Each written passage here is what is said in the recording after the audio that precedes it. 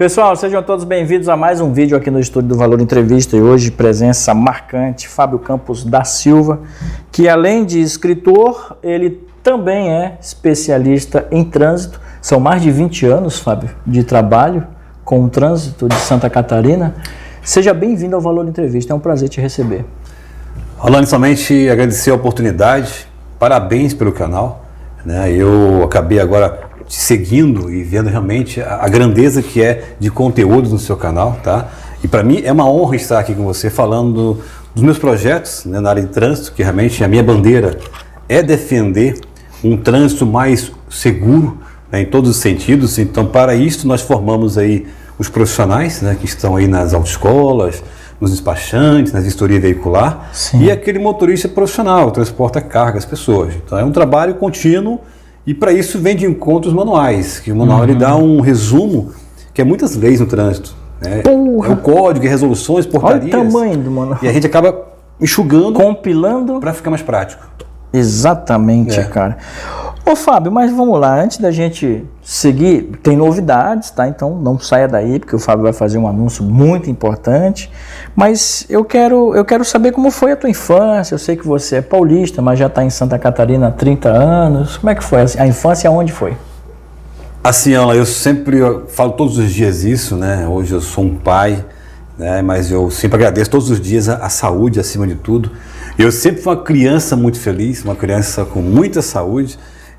Brinquei muito, né? A gente aprontou bastante, que eu acho que isso é o bom da saúde das crianças.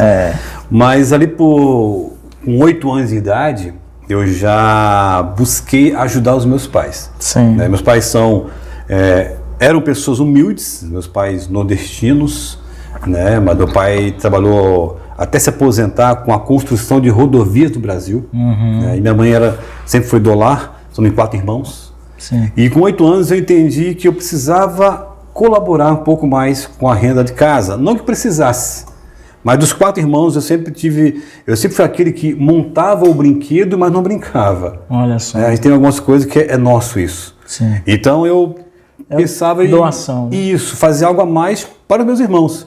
Então, mais velho? Sou o segundo mais velho. Sim.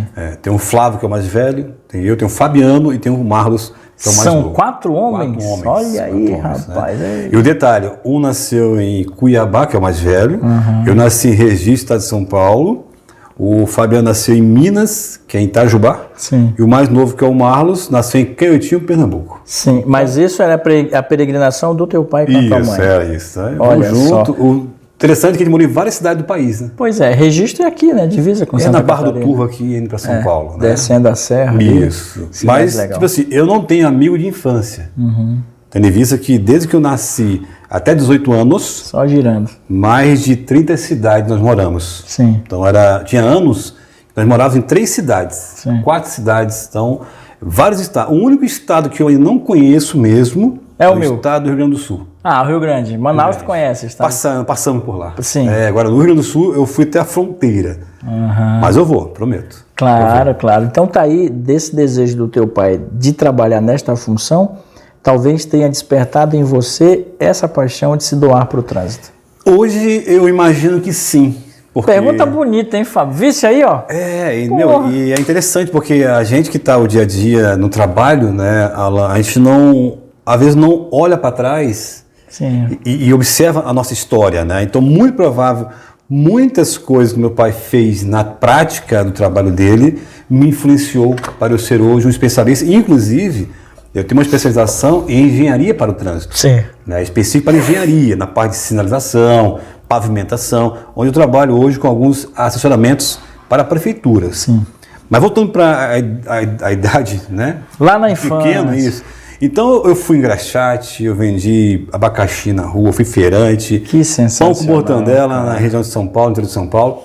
Mas sempre para buscar agregar em casa. Claro. E esse valor que eu arrecadava, a minha mãe, que com certeza nos acompanha, ela pegava esse valor que a gente arrecadava e nós íamos comprar roupas e ela falava, tá aqui o valor que você arrecadou. Legal. Compre o que quiser. Então aí começou, né? Eu comecei a entender que, poxa, a importância do trabalho. Claro. Né? E aí... E da melhor forma, né? Metendo a mão na massa. E sempre com honestidade. E o interessante disso tudo nessa base, né? Então, Sim. meu pai com muito trabalho, a minha mãe cuidava dos filhos, mas quando eu saía para esses eventos de trabalho, eu lembro muito bem que ela falava, ó, muito cuidado, não fala com estranhos, respeita as pessoas. Então, ela falava aquilo, absorvia como uma luva, né? Valores. Valores, acima né, de cara? tudo. E foi assim até os meus 16 anos, 15 anos, pratiquei muito esporte. Então, aí é que tá. É a outra pergunta que a gente sempre faz aqui no Valor Entrevista, para quem está assistindo a gente. Nós estamos conversando com o Fábio Campos, ele que é especialista em trânsito e tem novidade, daqui a pouco a gente já vai anunciar essa novidade. E a gente aqui no estúdio do Valor Entrevista, nós contamos histórias reais e inspiradoras e vocês estão conhecendo a história do Fábio. Ô Fábio, tu jogou futebol, tu fez o quê? Tu andou de skate, bicicleta, o que tu fez? Melhor, o que eu não fiz? É mesmo, É, cara. porque eu sempre digo que entre as turmas de amigos, eu sempre fui aquele que não era o primeiro a ser escolhido Sim. e nem era o último. Então eu incomodava. Então eu joguei futebol, campo, salão, handebol, vôlei, natação, Porra, então a gente tênis, teve a mesma infância. Que idade você tem? peteca, 46 anos Tu hoje. tá com 46, eu tô com 43. A minha história na questão do esporte lembra muito a tua. Que bom, porque né? eu transitei em tudo, rapaz. E a gente era competitivo, né? A gente Vôlei, era eu joguei competitivo. vôlei, cara. Que legal, Olha, vôlei andei até de skate, hoje. cara. O skate eu brinquei um pouco. Eu brinquei, não cheguei a Eu praticar. andei de skate, andei de bike e andei de patins. Olha. Que loucura, rapaz. Só no equilíbrio. Só no equilíbrio, cara. O patins eu até arrisquei alguma coisa, mas vi que precisava de mais habilidade. Equilíbrio demais, né? Eu falei, vou deixar para outro momento, deixa quieto. Tu falou que jogou futebol e tu torce pra que time? São Paulo. Tu torce pro São Paulo. São Paulino. Mas não sou aquele obcecado, né? A gente Não, brinca né? às vezes nas redes sociais com os amigos. Mas eu gosto de assistir um futebol, eu gosto de assistir o esporte. Então, aí vem a nossa próxima pergunta que vai nesse sentido. Nos momentos de folga do Fábio, o que o Fábio faz? Além de ficar com a família, é claro. Sim. Mas eu acredito que você tenha, nesses 30 anos de Santa Catarina, realizado muitas parcerias, muitos amigos, pessoas próximas de você. Final de semana ali é para fazer um churrasco, é para fazer um... Teve vários períodos, né, que a gente, épocas de já em Blumenau, jovem, solteiro, né, que era muito futebol, muitas competições, corrida, eu participava, mas atualmente hoje como um pai, né, com 2 filhos, um de 5 anos, que é o Miguel, né, e a Mariana de 1 ano e 3 meses. Beijo, Miguel, E beijo, minha esposa Maria. Ana Paula. É outro ritmo, né? Mas a gente tem um tempinho. Eu sempre, quando consigo, eu corro com meu filho, Legal. pedalo com ele, Legal. né, para entender que é possível. Claro que 46 anos não é mais 30 anos e 25 Então, né, anos. rapaz, meu Deus, a gente desce a Mas- escada já pesa. Mas eu vou dizer uma coisa para você. É muito gratificante. Tá? Né? Então, de todas essas minhas idas e vindas de esporte, é com 18 anos que eu tive uma mudança radical na minha vida. Legal. Qual foi a maior lição que o teu pai te deixou? Honestidade e humildade.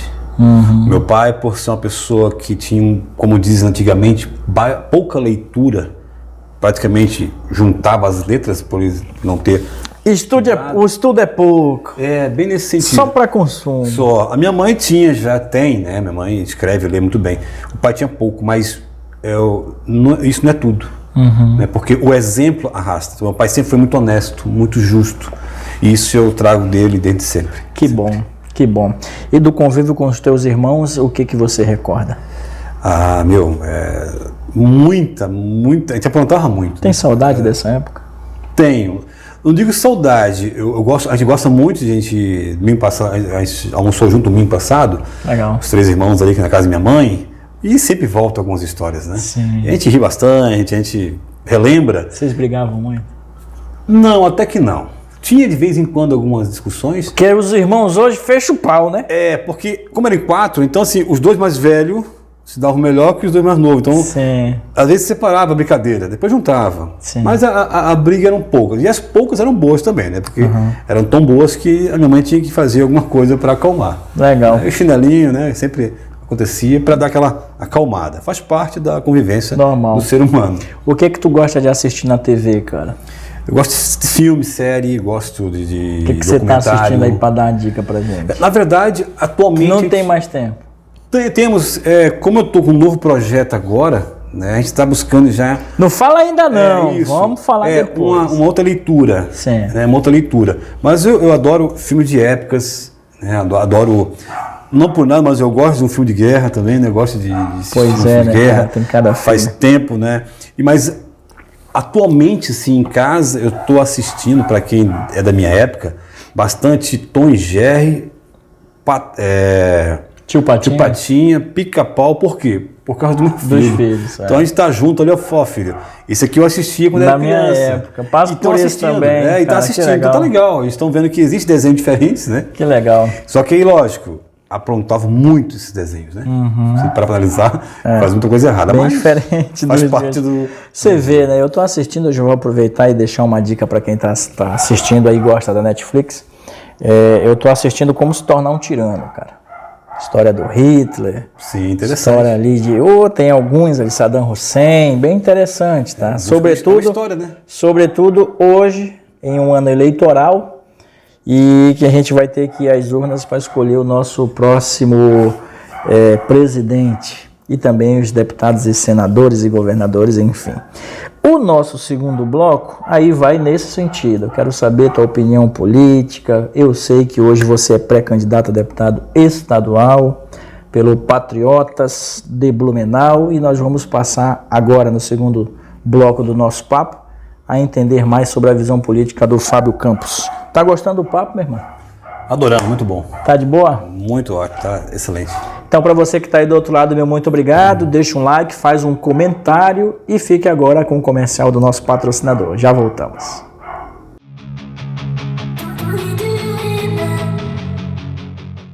Depois desse comercial do nosso patrocinador, voltamos o papo aqui no estúdio com o Fábio Campos. Mais uma vez, meu irmão, muito obrigado pela tua presença, papo sensacional. E agora a gente vai falar de política, afinal de contas, 2022 é um ano eleitoral. E você está num desafio novo pelo Patriotas, que é pré-candidato à LESC. Por que o Patriotas?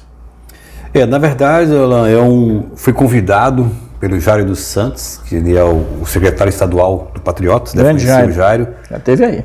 Parceiro nosso aí, né?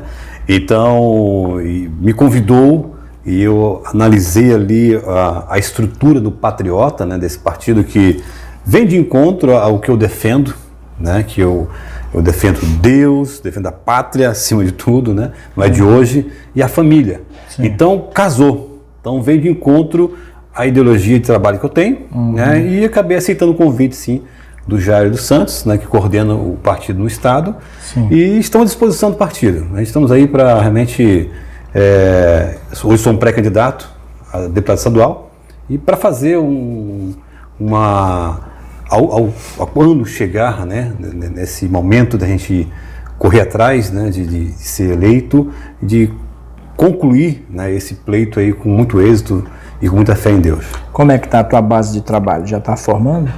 Temos aí, né, uma equipe, a gente está aí organizando, porque como é uma pré-candidatura, a gente está ainda coordenando o planejamento, né, porque só começa ali após ali julho, comecinho de agosto, que começa realmente a gente esperar aí ainda... Está tudo homologado, tudo certinho, e vamos para a rua pedir voto. Numa disposição, né? Diário oficial aí vamos para cima. Número, tudo. Isso, por enquanto estamos aí na pré-candidatura. Sim. Bom, a gente tem amigos em comuns, que é o Emerson Andrade. Aproveitar e mandar um abraço para o Emerson. Emerson Andrade, meu irmão, tamo junto, hein? É nóis. Um grande parceiro. Passa. Ainda em política, cara, eu vou te fazer a pergunta que eu vou fazer para todos os demais pré-candidatos que estão vindo aqui no estúdio. Você não é político. Você não tem raízes políticas. O que você entende da política? Quando nós falamos em política, é que todos nós somos políticos mesmo, né, de natureza, porque está em sociedade, isso é política. O que a gente tem que entender agora é que existe um sistema político, né? É como você me disse, eu sou do privado, né? Eu sou empresário, né? Então nunca estive na política mesmo, né? À disposição. Mas eu penso que não tem um manual pronto para ser um político. Sim. Porque a política do político é a base que ele tem, que é a família dele, a educação dele. Exato. Eu acho que um bom cidadão, né, uma boa pessoa é um bom político. Sim. Eu acho que eu sempre falo isso quando eu estive no Exército, Então, um capítulo importante da vida do Fábio foi esse período no Exército Brasileiro, que eu acredito que tenha sido de grande experiência. O Exército, eu sou muito grato pela a vivência que eu estive lá, né? Então, quando eu entrei em 94 como soldado campus, né? E depois enganjei como soldado antigo em 95, e em 96, e como soldado antigo, eu fazia a função de cabo, né? Mas não saí promovido a cabo. E fui em 96 para o curso de sargento temporário, né? E passei no curso, fui promovido em agosto de 96. Legal. E fui até final de 2002 como sargento temporário, terceiro sargento campus na época. E você ter passado, Alan, na estrutura de soldado, cabo e sargento, é importante porque você sabe o limite do soldado, né, até aonde ele pode ir. E o Exército, assim, não é uma regra. Não é uma regra, todos precisam servir. Não. Mas para quem gosta, quem identifica, eu sempre tive curiosidade, o que é o Exército Brasileiro. Então eu entrei por curiosidade. Muita gente falava que é ruim, passa fome, passa dor. Nada disso é verdadeiro. Tá? Você vai ser penalizado quando você não cumpre uma determinada ordem, mas não é sozinho, né? Isso é um grupo todo. E isso deu muita sustentação para ser um líder, né? Para coordenar pessoas, que eu já tinha isso comigo. Né? E hoje, na minha empresa, no Espaço Trânsito, vendo a proposta de ser um pré-candidato, essa pessoa tem que ter uma liderança. E eu estou pronto para isso. Saber lidar com pessoas é fundamental, sobretudo não só apenas no Exército, como também neste outro universo que o Fábio está entrando agora, que é o universo da política, né? Então você precisa agregar pessoas. Preciso. Como eu estive no poder federal, que é o caso do Exército, eu também tive no municipal, após, né, ter dado baixa do Exército, que foi quando fui gerente da Escola Pública de Trânsito de Blumenau, em 2013, e fui diretor em 2014 e 2015 de trânsito em Blumenau.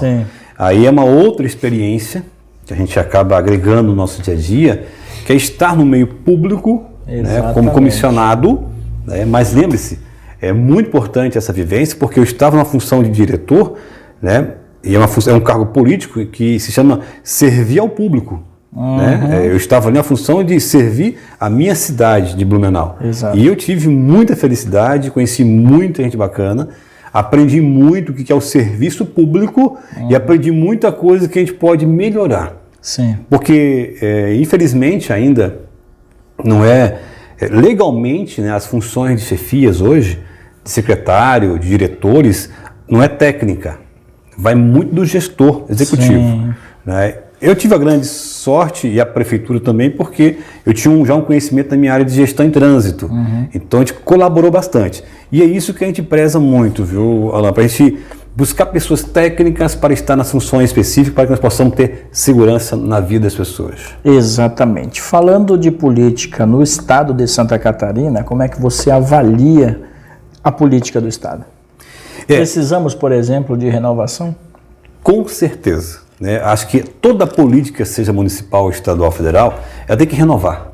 Né? Acho que a gente às vezes acompanha vários políticos, eles hoje eles já estão há 20 anos na função. Isso é erro demais. Uma pessoa que tem muito tempo na mesma função, ela vai correr um risco de ter muita amizade e por essas amizades cometer erros. E às vezes são erros absurdos. Mas por isso é importante renovar. Hoje, quem está hoje no Estado, né, falando hoje dos deputados estaduais hoje, né, que nos representam, eu como empresário, eu que ando o Estado todo, a gente sabe que muita coisa poderia já ter sido feita. Né, e isso nos deixa frustrado, né? Que foi vendida a proposta lá atrás que iam fazer. E não fizeram, né? Não fizeram. Eu dou um exemplo da minha área de trânsito. Quem é que fiscaliza hoje uma rodovia pavimentada? Em Indaial tem um viaduto novo, certo? Já tem um buraco que já deixou vários veículos com pneu rasgado. Aí eu te pergunto, cadê os fiscalizadores, que são os deputados estaduais, para fiscalizar o governo? O que aconteceu que esse material já está com essa rodovia já tem buraco? Então, é isso que eu falo. O papel do deputado estadual é fiscalizar o governo do estado. Fiscalizar, orientar, cobrar e fazer bem feito. Hoje a gente sabe que tem uma espessura mínima de asfalto, um espaçamento mínimo do asfalto, e não é simplesmente colocar um asfalto e ficou bom. Não. É vidas que está em jogo, é vidas. E acho que isso falta muito no nosso estado. O deputado estadual acaba sendo o porta-voz do povo ao qual ele representa. Aqui para o Fábio, a região do Vale Europeu. E aí volta a pergunta da representatividade. Nós precisamos ter maior representatividade no Vale, afinal de contas nós temos aí um Vale muito pujante e que precisa dessa atenção. O nosso Vale da Gê é um polo gerador muito grande, né, não só da parte turística, né, mas da parte do alimento, né, da indústria, da fábrica, da tecelagem. Então tem muita coisa que o Vale sustenta o Estado. Sim. Só que precisamos sim, né, a gente precisa buscar recursos, precisamos cobrar, porque é que eu falo, é muito claro isso para todo mundo hoje, entender que o Brasil tem dinheiro, né, os estados têm dinheiro, só que aonde está realmente esse dinheiro? Né? Acho que precisamos reconstruir algumas situações hoje administrativas, que a gente sabe, eu sempre falo, né, eu que sou do meio privado hoje, se você me der um valor X de salário, Alan, eu tenho que me virar com esse valor, e para isto eu tenho que dar produtividade. Sim. Né? Então, a mesma coisa é a empresa chamada Estado. O Estado é uma empresa. Né? Só que cadê a fiscalização desses gastos? Né? Que a gente, às vezes, como cidadão, não acompanha. Quando eu falo culpas, a gente fala sociedade. Né? A sociedade precisa se envolver, precisa fiscalizar, precisa cobrar do seu representante que foi você que colocou ele lá. Né? Isso nos deixa muito à vontade de estar nessa função, porque eu gosto disso. Eu gosto de chegar e mostrar para as pessoas, é possível mudar. Exato. É possível mudar. Vamos falar agora da esfera nacional? Como é que tu enxerga aí essa situação toda que a gente vive, né? Tem tanta coisa para mudar. Uma das coisas que o Partido Patriota me convenceu cada vez mais é saber que a maioria dos votos, né, na Câmara de Deputados hoje, federal, é a favor de Bolsonaro. Sim. Isso também me deixa muito confortável. Eu sou Bolsonaro, né, isso está mais que claro, mas eu penso que o Brasil precisa ter cuidado nesse momento. Sim. Eu acho que a sociedade tem que enxergar melhor o que é bom para o povo, né, para a sociedade. É claro que a gente está observando hoje uma guerra de liderança, né, uma questão que a gente vê estão esquecendo da sociedade. Sim. Que é o principal, o povo é o principal, né? É uma guerra de liderança e eu acho que isso tem que ter um cuidado, né? O Brasil tem tudo para crescer, porque querendo ou não, o Bolsonaro passou por uma situação delicada, que é uma pandemia, né? E que se teve alguns erros, tem que ser corrigidos, tem que punir aquele que errou, claro, né? E tem que consertar, porque isso faz parte de um processo de crescimento. Sim. Então eu acredito muito que a população brasileira que vai resolver tudo isso, mas nós precisamos aceitar e ir fazer alguma coisa. Tu tem algo a dizer sobre o STF? Tenho decepção, né? Porque o pouco que se entende de política hoje, não precisa ser um especialista, entender a hierarquia das leis, né? A pirâmide da hierarquia e da posição que é o STF hoje, o que está fazendo. Né, que não compete a ele essas decisões e intervir em algumas ações direto do presidente. Isso é perigoso, isso me assusta, porque se houver uma contrapartida, né, do STF e a Câmara de Deputados, o Senado, for a favor disso, nós estamos com um problema. Eu acho que esperamos que o Senado, os deputados federais, olhem para o Brasil, olhar para o Brasil é olhar para a Constituição brasileira, olhar para o presidente que está hoje lá, que representa a gente, e a gente vai embora, a gente vai tocar o barco. Agora, se houver uma marmelada aí, meu amigo, infelizmente, a gente temos que estar preparado para um Brasil delicado nesses últimos meses aí. Eu leio muito sobre política e recentemente eu li sobre o poder vitalício. Eu não consigo entender como é que você dá poder vitalício a um ministro do STF que não tem um voto. Então, os juristas, inclusive, você que é advogado, que entende sobre isso aí, vem aí no estúdio para a gente bater um papo a respeito disso. Vamos esclarecer isso. Por que o STF tem o poder vitalício? Você simplesmente, como foi o caso do Melo, que foi indicado pelo Collor de Mello, parente dele, lá em 89, 90, cara saiu de lá agora. Não dá para entender essas coisas, enquanto o povo que precisa, carteira assinada, comete um erro dentro da empresa, é demitido.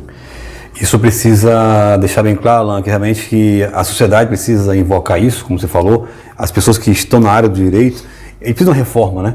Uma reforma política, constitucional, precisa porque tudo mudou, as pessoas hoje estão entendendo que, poxa, vitalício, né? Até 70 anos tem que ficar na função, por quê? Né? Com tanta gente boa no mercado para ajudar a sociedade, né? Eu falo isso. O bom político é aquele que ele vai trabalhar para a sociedade, não para ele.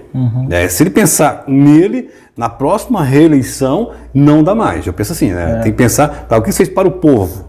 Isso é verdade. Pode continuar. Acho que esse é um novo modelo de gestão política hoje. É isso. Fábio, porra, sensacional o papo, hein, cara? Eu agradeço. Cara. Volte mais vezes.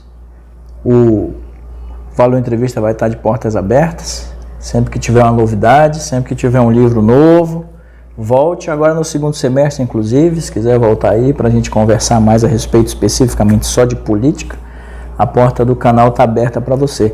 Deixa uma mensagem aí para quem está assistindo a gente. Inicialmente agradecer a oportunidade, acima de tudo, agradecer a Deus que nos coordena nas nossas vidas, né, nos direcionam, e dizer a todos vocês que estou nesse novo projeto, né, porque nada é por um acaso. Estou aí como pré-candidato porque tinha que ser. E a mensagem que eu falo em relação a trânsito é: nós somos o trânsito. Então, o trânsito é você, Alan, o trânsito sou eu e você. Então, vamos ter responsabilidade junto para que nós possamos, daqui a pouco, ir para nossas casas com segurança e voltar com segurança, acima de tudo. Forte abraço, até mais. É isso, só lembrando que agora em maio começa a campanha Maio Amarelo, então muita responsabilidade. Vocês conheceram aqui o Fábio, ele que é agente motivador do trânsito, não só no Vale Europeu, como em toda Santa Catarina. E para você que está aí do outro lado, muito obrigado pela sua audiência. Nós chegamos a mais de 550 vídeos produzidos. Parabéns. São 5 anos de trabalho e tem um vídeo novo neste momento com o super empresário Geraldo Rufino. Assista lá. Voltamos na semana que vem com mais novidades e novidades boas aqui no estúdio. Tchau.